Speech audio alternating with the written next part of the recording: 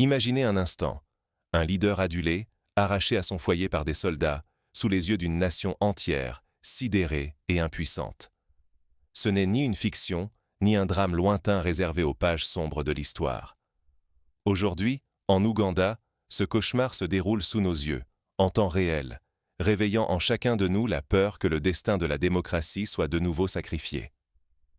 Bobi Wine, véritable symbole de la résistance pour la jeunesse africaine, a été capturé chez lui. C'est au cœur de la nuit que tout a basculé. L'électricité a été coupée, plongeant non seulement sa maison, mais tout le quartier dans une obscurité totale. Les rues, autrefois animées, sont devenues des couloirs d'angoisse, où chaque bruit pouvait annoncer le pire. Les barrières de sécurité, érigées pour protéger sa famille, ont été méthodiquement détruites, l'une après l'autre, à coups de barres de fer et de haches. Les gardes privés ont tenté de s'interposer, mais leur courage n'a pas suffi face à la brutalité déchaînée des assaillants. Ce n'est pas un acte isolé, ni le fruit du hasard. Il s'agit d'une opération orchestrée, pensée dans les moindres détails pour neutraliser une voix qui dérange, à la veille d'une élection décisive. Le pouvoir en place ne veut pas seulement réduire Bobi Wine au silence, il veut éteindre tout espoir de contestation, museler tout souffle de débat. C'est la même logique qui a mené, il y a plusieurs décennies, à l'emprisonnement de Nelson Mandela en Afrique du Sud. À l'époque, le régime de l'apartheid avait choisi la force pour étouffer la voix de la majorité noire. Aujourd'hui, en Ouganda, c'est la peur de perdre le contrôle qui pousse le gouvernement à employer des méthodes dignes des pires dictatures. Les preuves de cette opération ne manquent pas. Des vidéos filmées à la hâte par des voisins courageux circulent sur les réseaux sociaux. On y distingue non seulement des uniformes et des camions militaires, mais aussi les visages épouvantés des proches de Bobi Wine, la panique dans leurs yeux, la détresse sur leurs lèvres.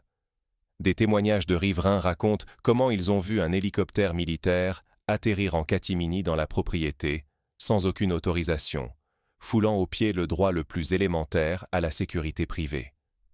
Ces images sont devenues virales, provoquant l'indignation, mais aussi la peur. Car si un leader aussi en vue peut être pris de la sorte, qu'en est-il du citoyen ordinaire? Fermer les yeux sur cette injustice, c'est ouvrir la porte à la répétition du drame, partout en Afrique. Aujourd'hui, c'est Bobi Wine. Demain, cela pourrait être n'importe quel défenseur de la liberté, dans n'importe quel pays du continent. Rappelons-nous, en Guinée, il y a peu, des opposants ont été arrêtés la veille d'élections clés. En RDC, des défenseurs des droits humains ont disparu sans laisser de traces. L'histoire africaine regorge de ces épisodes où la voix du peuple a tenté de se lever, avant d'être brutalement réprimée. Pour mesurer l'ampleur du péril, il faut analyser les faits dans le détail et comprendre les méthodes brutales employées par ceux qui s'accrochent au pouvoir. Ce n'est pas la première fois qu'un leader d'opposition est victime d'un tel sort. On se souvient par exemple de Patrice Lumumba, Premier ministre du Congo indépendant, enlevé et assassiné sous couvert d'une opération de maintien de l'ordre. L'histoire se répète, sous des formes nouvelles, mais avec les mêmes ressorts. La peur, la force, la dissimulation. Revenons sur cette nuit fatidique. Tout a commencé par une coupure de courant savamment orchestrée. Ce n'était pas une panne banale, mais une stratégie mûrement réfléchie. Priver le quartier d'électricité, c'était empêcher les caméras de sécurité de fonctionner. C'était réduire au silence les témoins. C'était plonger les riverains dans l'incertitude. Cette technique a déjà été utilisée ailleurs. Lors du printemps arabe, en Égypte, le gouvernement avait coupé l'Internet pour empêcher les manifestants de coordonner leurs actions. Ici, c'est la lumière même qui a été retirée au peuple. Un hélicoptère militaire, dans le plus grand secret, s'est posé sur la propriété privée de Bobi Wine. Cet acte, en soi, est une violation flagrante de la souveraineté individuelle. Imaginez, dans un pays véritablement démocratique, voir un hélicoptère de l'armée atterrir dans le jardin d'un opposant, sans mandat, sans justification.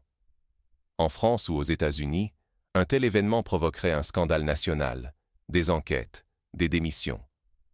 Mais en Ouganda, cela s'est passé dans l'indifférence des institutions. En quelques minutes, Bobi Wine a été arraché à son foyer, emmené vers une destination inconnue. Sa famille, laissée sans nouvelles, a vécu l'attente la plus insupportable, ne sachant s'il était encore en vie. Ce scénario rappelle tristement celui de l'enlèvement de Thomas Sankara, le père de la révolution burkinabé, assassiné après avoir été capturé par des hommes armés. À chaque fois, c'est l'espoir du peuple qui disparaît dans l'obscurité. Les gardes privés présents sur place ont tenté de résister. Leur seul crime était de vouloir protéger la maison et la dignité d'un homme poursuivi uniquement pour ses convictions. Ils ont été passés à tabac, roués de coups, humiliés devant leur famille. Ce recours systématique à la violence est typique des régimes autoritaires qui veulent semer la terreur pour décourager toute forme de résistance. En Éthiopie, lors des troubles récents, des centaines de gardes et de citoyens ordinaires ont subi le même sort, simplement pour avoir tenté de défendre les droits de leur communauté. Depuis son retour de campagne, Bobi Wine vivait sous une surveillance constante. Un drone militaire planait jour et nuit au-dessus de sa résidence, enregistrant ses moindres faits et gestes. Ce harcèlement, orchestré froidement par le pouvoir, avait un objectif clair: décourager toute prise de parole, empêcher la coordination de l'opposition. Ce n'est pas sans rappeler les pratiques de la Stasi en Allemagne de l'Est, où chaque opposant était surveillé, fiché, isolé. Les régimes autoritaires savent que la peur de l'œil invisible est parfois plus efficace que la prison elle-même. Fermer les yeux sur ce contexte, c'est accepter que la force prime sur le droit, que des gouvernements utilisent l'appareil d'État pour éliminer leurs adversaires sans jamais rendre de compte. C'est risquer de voir la démocratie devenir un mot vide de sens, une coquille creuse, dépourvue de toute portée réelle pour les peuples africains. Pensez à la Côte d'Ivoire, où des élections contestées ont mené à la violence et à la division du pays. Si l'Afrique ne tire pas les leçons de ces épisodes, elle risque de sombrer dans une spirale sans fin de crise politique. Mais l'histoire ne s'arrête pas là.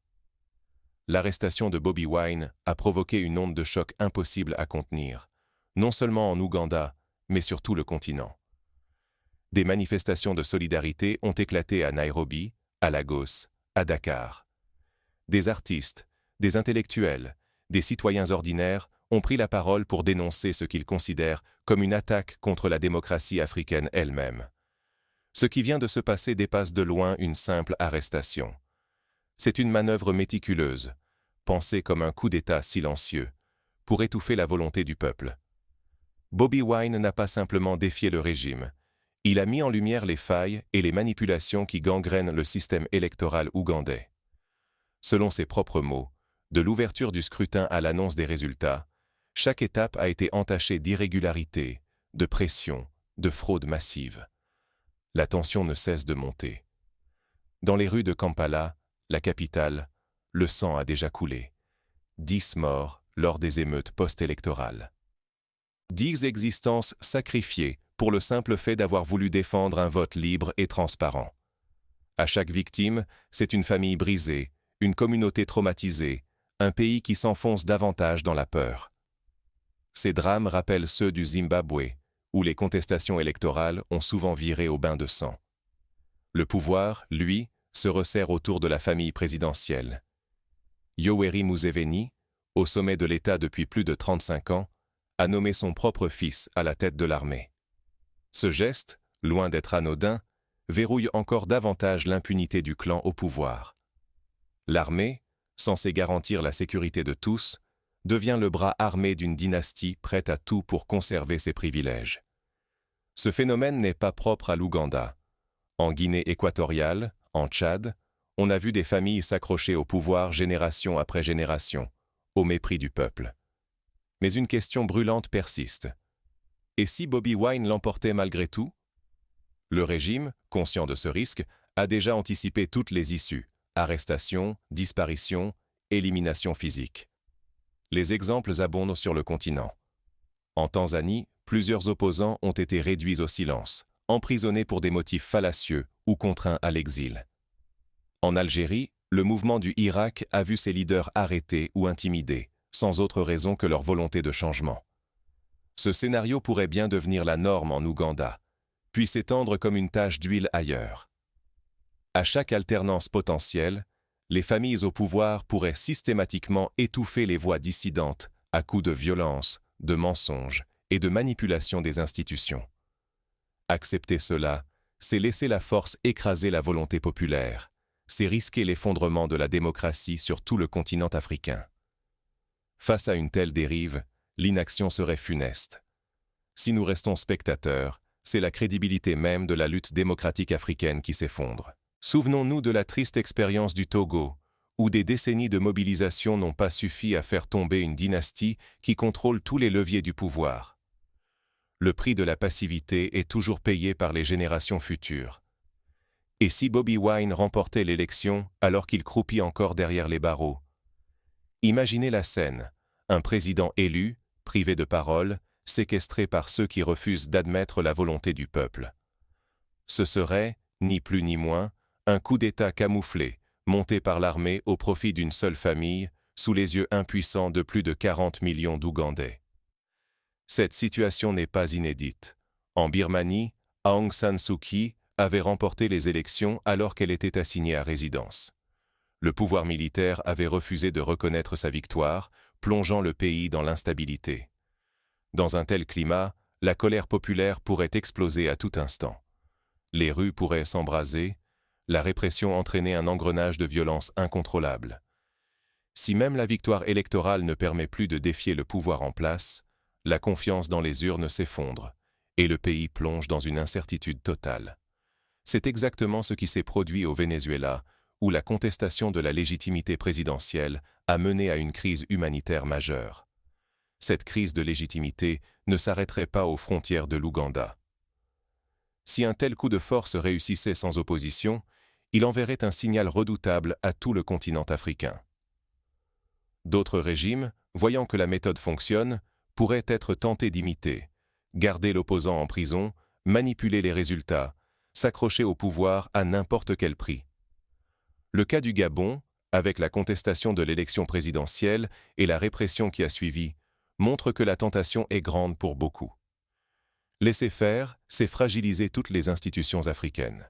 Leur silence ou leur inaction deviendrait une complicité tacite qui minerait la résistance des autres peuples face à l'autoritarisme. La crédibilité de la démocratie africaine serait alors en jeu. Perdre cette bataille, ce serait risquer un basculement massif vers la défiance et la dictature, d'un bout à l'autre du continent. On se souvient de la vague de coups d'État militaires qui a récemment frappé le Sahel, du Mali au Burkina Faso, preuve que l'échec de la démocratie dans un pays peut avoir des répercussions régionales majeures. Aujourd'hui, le sort de la démocratie africaine se joue à Kampala. Ce qui arrive en Ouganda peut devenir un précédent, un poison lent qui se répand de capitale en capitale.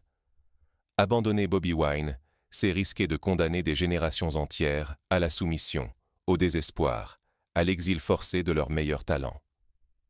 Dès lors, une question s'impose à chacun d'entre nous. Que pouvons-nous faire, concrètement, pour défendre la démocratie et empêcher que ce scénario se reproduise ailleurs? Il est temps d'explorer des actions possibles, tant pour la société civile que pour la communauté internationale. L'enjeu dépasse de loin le seul destin d'un homme. Il en va de l'avenir de nos institutions, de la crédibilité de nos élections, de la sécurité de nos enfants. Rien n'est écrit d'avance. L'histoire africaine est jalonnée de mobilisations populaires qui ont renversé la vapeur. Rappelons-nous de la révolution des œillets au Portugal, où une poignée de militaires et de civils a réussi à renverser une dictature vieille de près de 50 ans, sans effusion de sang. En Afrique même, la chute de Blaise Compaoré au Burkina Faso a prouvé que la volonté du peuple peut triompher de l'arrogance des puissants. L'arrestation brutale de Bobi Wine doit donc servir d'électrochoc à la société civile africaine. Chaque voix, chaque geste, chaque mobilisation compte. Garder le silence, c'est consentir à l'injustice et à la disparition progressive de la démocratie. C'est un devoir moral de s'élever contre l'arbitraire, même au prix de l'inconfort ou du danger. Il faut occuper les réseaux sociaux, relayer les informations, contrecarrer la propagande du régime. Interpeller sans relâche l'Union africaine, la CEDEAO, les Nations unies. Exiger, avec force mais sans violence, la libération immédiate de Bobi Wine. L'indifférence d'aujourd'hui, c'est la perte assurée de nos libertés demain. On l'a vu en Syrie, où l'absence de réaction internationale a favorisé la montée de la violence et de la terreur. Aux militaires africains, souvenez-vous de votre engagement solennel envers la nation entière, pas envers un seul homme ou une seule famille. L'armée doit rester fidèle au peuple, non aux ambitions d'un clan. Refuser de servir des intérêts personnels, c'est défendre l'honneur de l'uniforme, la dignité de votre patrie et l'avenir de vos propres enfants. En Tunisie, l'armée a refusé de tirer sur la population lors de la Révolution, permettant ainsi une transition pacifique. Soutenons nos frères et sœurs ougandais dans leur combat pacifique pour la transparence et l'alternance. Montrons-leur que leur lutte n'est pas solitaire, que tout le continent peut s'unir face à l'arbitraire. Imaginons des campagnes de solidarité, des collectes de fonds pour soutenir les familles des prisonniers politiques, des forums de discussion pour échanger des stratégies de résistance pacifique. Faisons du cas Bobi Wine un précédent positif. Il peut devenir le symbole d'une Afrique où chaque voix pèse, où la démocratie ne recule plus. Si nous agissons ensemble, aujourd'hui, nous jetons les bases d'un avenir où chaque citoyen est respecté, protégé, entendu. Des pétitions internationales, des tribunes dans les grands médias, des actions concertées lors de sommets diplomatiques peuvent mettre la pression sur les régimes répressifs. Si nous restons inertes, la dictature s'enracine, l'espoir s'effondre. Choisissons l'action, refusons la résignation. Notre avenir dépend de notre courage collectif, de notre capacité à dire non à l'inacceptable. Ce n'est pas un combat facile, mais c'est un combat nécessaire. L'histoire jugera notre silence tout autant que nos actes. Mais la mobilisation ne doit pas se limiter aux mots. Elle doit s'incarner dans des actes concrets. Comment transformer cette énergie en changement réel? Premièrement, informez-vous et informez les autres. Partagez des articles, des vidéos, des analyses sur ce qui se passe en Ouganda. Organisez ou participez à des conférences, des débats, des projections de films documentaires sur la démocratie en Afrique. Plus le public est conscient, moins il est manipulable. Deuxièmement, rejoignez ou soutenez des organisations de défense des droits humains, locales ou internationales. Amnesty International, Human Rights Watch ou encore des collectifs africains comme Tournons la page, œuvrent chaque jour pour dénoncer les abus et protéger les militants. Un simple don, une signature, une participation à une campagne peut faire la différence. Troisièmement, interpellez vos élus, vos responsables politiques, vos ambassadeurs. Demandez-leur de prendre position publiquement. En France, en Belgique, au Canada, des parlementaires ont déjà interpellé leurs gouvernements respectifs après des arrestations arbitraires en Afrique. Faites entendre votre voix à travers des lettres ouvertes, des pétitions, des interventions lors de réunions publiques. Quatrièmement, développez la solidarité panafricaine. Créez des réseaux d'échange, des groupes de travail, des plateformes en ligne pour partager les expériences et les stratégies de résistance non violente. Les mouvements citoyens comme Y en a marre au Sénégal ou Balai citoyen au Burkina Faso ont prouvé que l'union fait la force contre l'arbitraire. Cinquièmement, préparez-vous à la persévérance. Le changement ne viendra pas du jour au lendemain. Il faudra des mois, parfois des années, de mobilisation continue. Mais chaque action compte, chaque victoire, même symbolique, rapproche du but. Fermer les yeux, c'est accepter l'inacceptable. Prendre position, c'est peser sur l'histoire, ici et maintenant. Chacun de nous détient une parcelle du pouvoir collectif nécessaire pour faire basculer le cours des événements. Rappelez-vous de la lutte contre l'apartheid. Sans les boycotts, sans les campagnes de sensibilisation, sans la mobilisation internationale, Nelson Mandela serait resté un prisonnier inconnu. À chaque silence face à l'arbitraire, nous envoyons un message dangereux. La démocratie peut être étouffée sans résistance, et la voix du peuple effacée dans l'indifférence générale. Ce qui arrive à Bobi Wine n'est ni un incident isolé, ni une simple agitation passagère. C'est un signal d'alarme, un appel à tous, partout sur le continent et dans la diaspora, à ne pas détourner le regard. Si nous laissons quelques familles contrôler l'armée et décider du sort des élections, c'est toute la légitimité de notre pouvoir collectif qui s'effrite. Notre crédibilité d'opposant à la dictature s'amenuise à chaque jour d'inaction. Les générations futures jugeront notre engagement ou notre lâcheté à la lumière de ce que nous aurons fait aujourd'hui. Refuser d'agir, c'est livrer notre avenir à ceux qui ne cherchent qu'à conserver leur trône, quel qu'en soit le coût humain, quelle que soit l'histoire qui s'écrit sur le dos du peuple. Mais agir, c'est semer les graines du changement, même dans l'adversité. Les plus grands bouleversements naissent souvent d'un acte de courage isolé, d'une parole qui brise le silence.